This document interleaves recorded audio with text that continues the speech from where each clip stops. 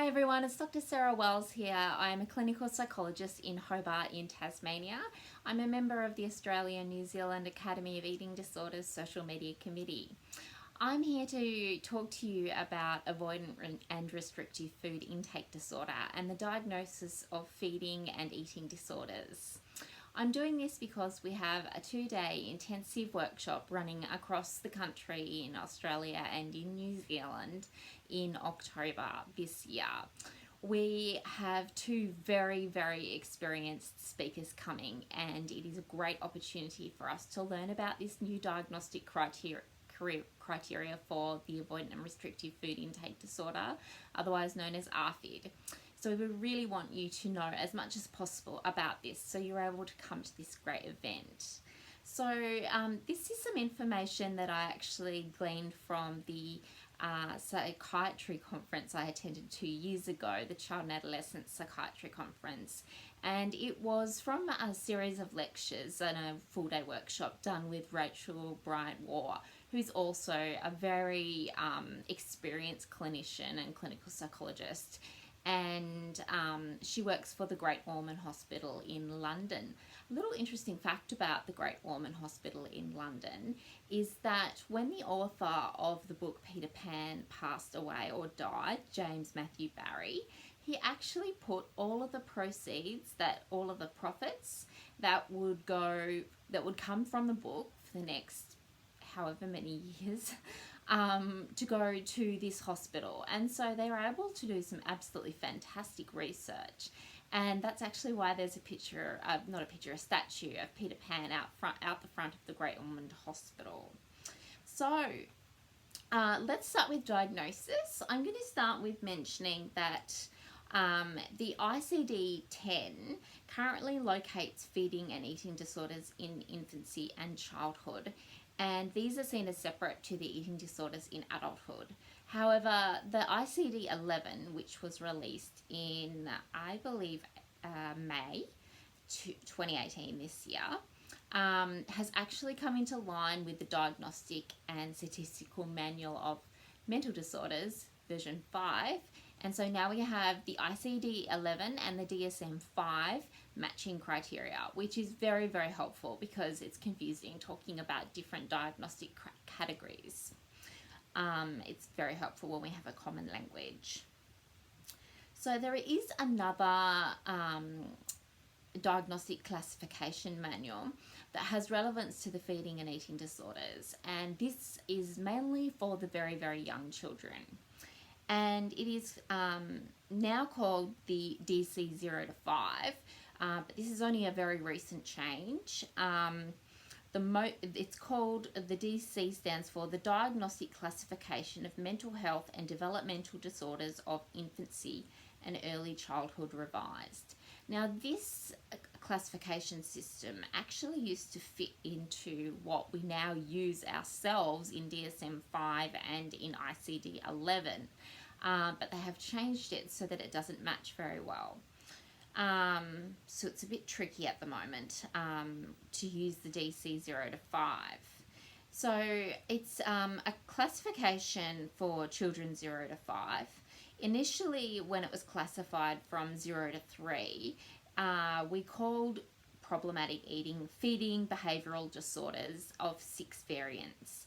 The first was the children that have trouble with state regulation, and these are the babies that were very restless, the babies that just weren't able to continue feeding either bottle or breast and moved around a lot, were very distractible, and we've all seen those sort of babies or experienced those sort of babies ourselves. They're not very focused on feeding. The second variant is reciprocity. So that is the reciprocity as in the relationship between the mother and the baby.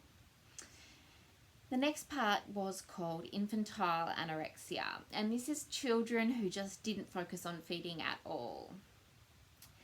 Another variant was sensory food avoidance, and so these are the children that experience problems with senses to do with their food, so to do with taste or texture or temperature or colour or food touching on the plate, for example.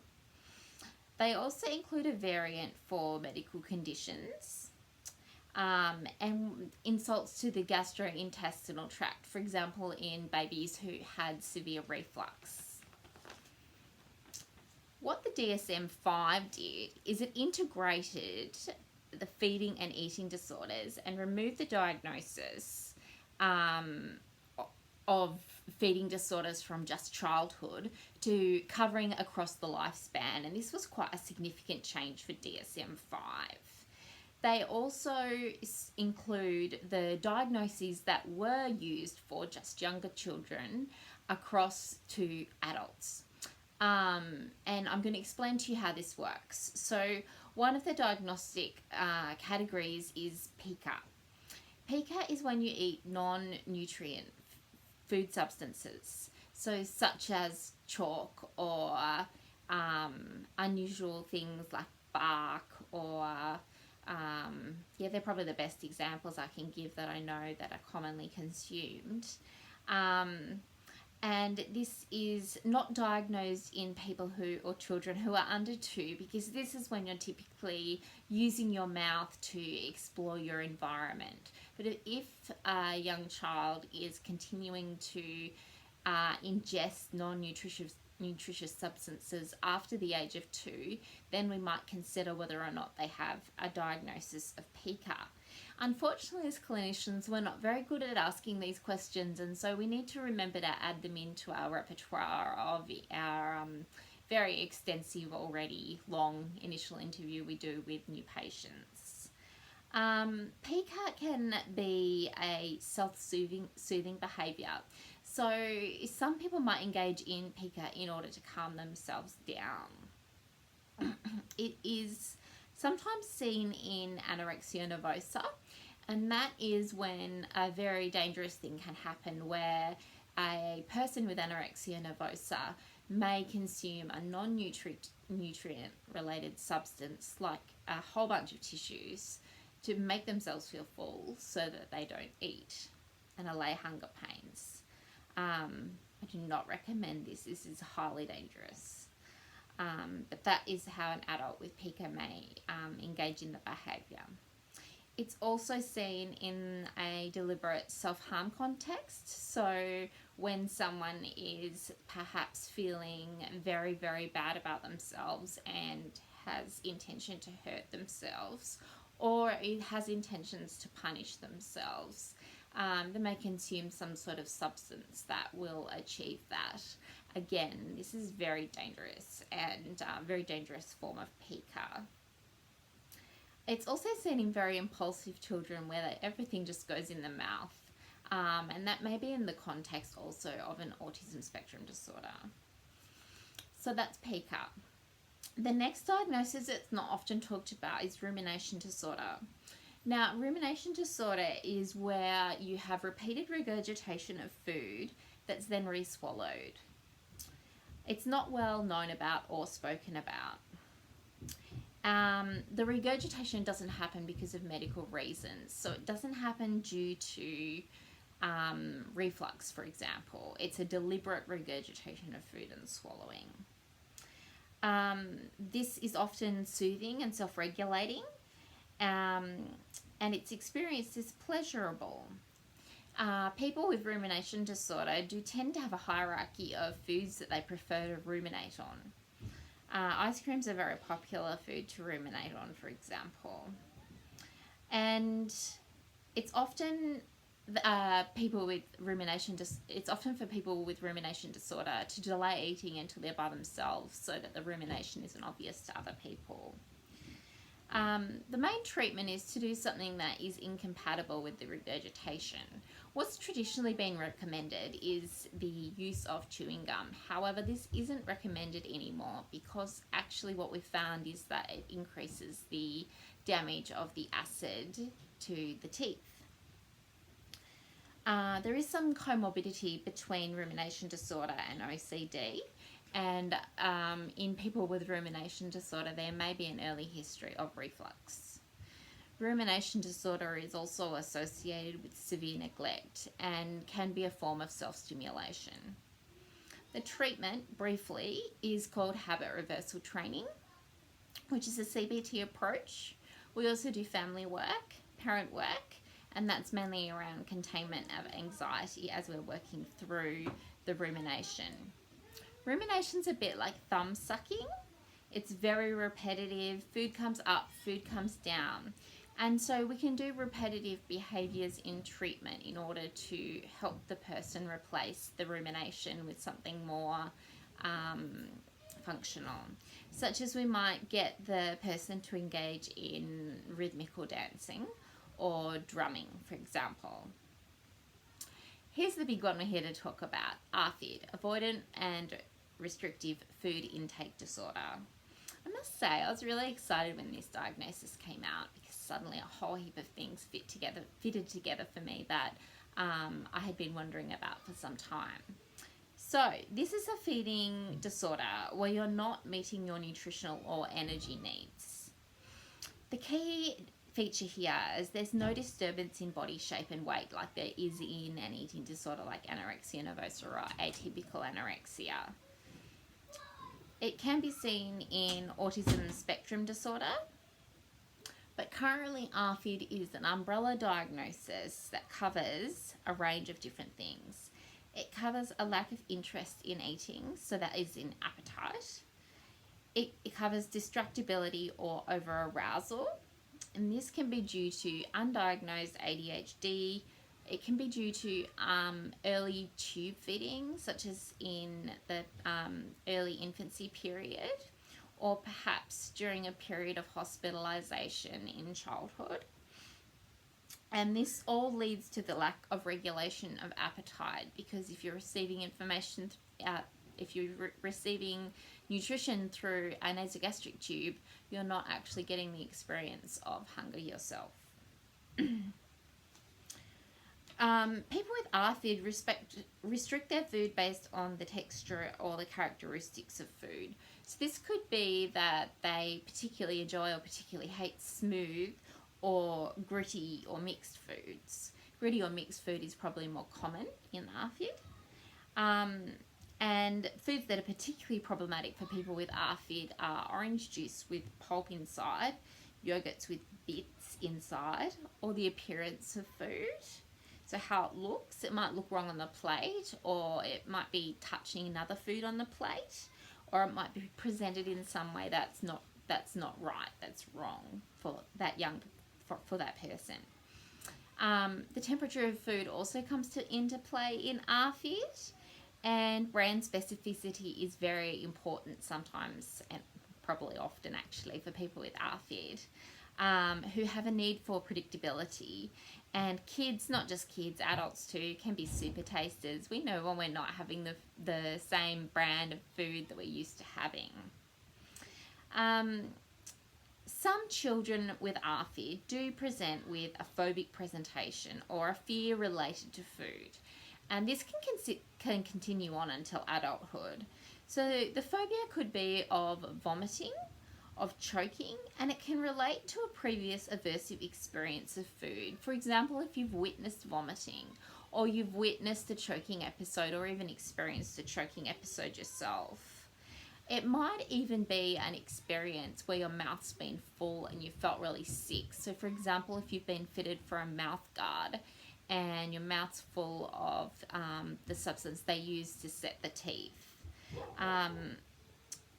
Often these kids have a history of anxiety disorders, and so this leads the anxiety to become attached to the feelings and sensations in the mouth. Most kids with ARFID are seen in paediatric clinics and a small percentage in eating disorder clinics. So this diagnostic group straddles both physical and mental health areas. ARFID is a diagnosis applicable across the age range, so it doesn't discriminate. It does show up in childhood and it's more obvious in childhood, but it continues on to adulthood for many people, or may begin in adulthood for some people who experience particularly the episodes of choking or vomiting, or a great fear around having food. ARFID, people with ARFID may be underweight, normal weight, or overweight. They may be nutritionally compromised, and that might be at the micronutrient level. They may even be dependent on tube or supplemental feeds. So they may have got to the point where their fears become so strong that the only way for them to get nutrition is through the nasogastric tube or enteral feeding. This, of course, has a significant psychosocial impact and impact emotionally on the person. Now, I'm going to talk briefly about the eating disorders, very briefly, because I just want to talk about the changes that have come in DSM-5. So the major change is that we have now another diagnostic category in addition to ARFID, which is binge eating disorder. And binge eating disorder was included after much research in the years prior. I actually did my own PhD thesis investigating binge eating disorder. And binge eating disorder is defined as recurring episodes of eating significantly more food in a short period of time than most people would under similar circumstances. And these are associated with a feeling of lack of control. So it feels like you can't stop eating. Someone with binge eating disorder may eat too quickly, even when he or she is not hungry. The person may experience feelings of guilt, embarrassment, or disgust, and may binge eat alone to hide the behaviour.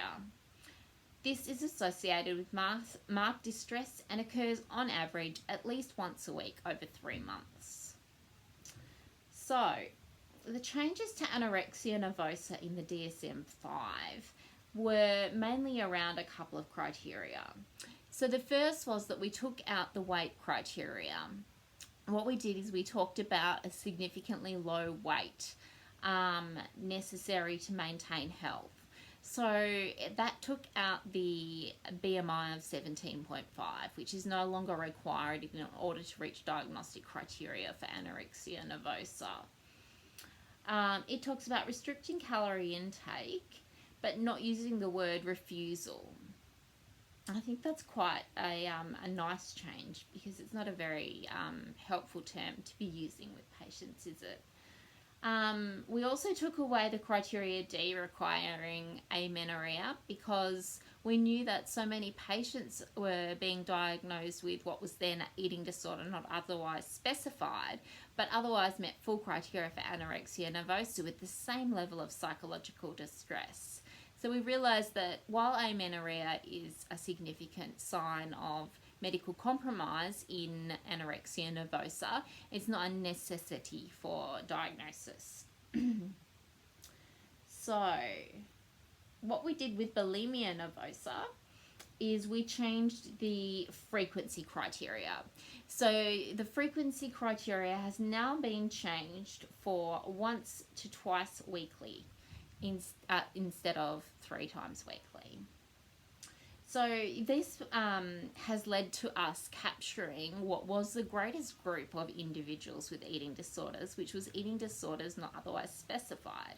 We have now more accurately captured the eating disorders through the changes in diagnostic criteria.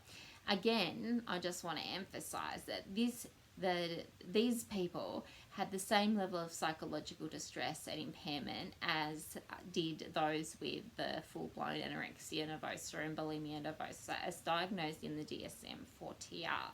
So there's been very helpful changes here in capturing the clinical population that we're actually seeing.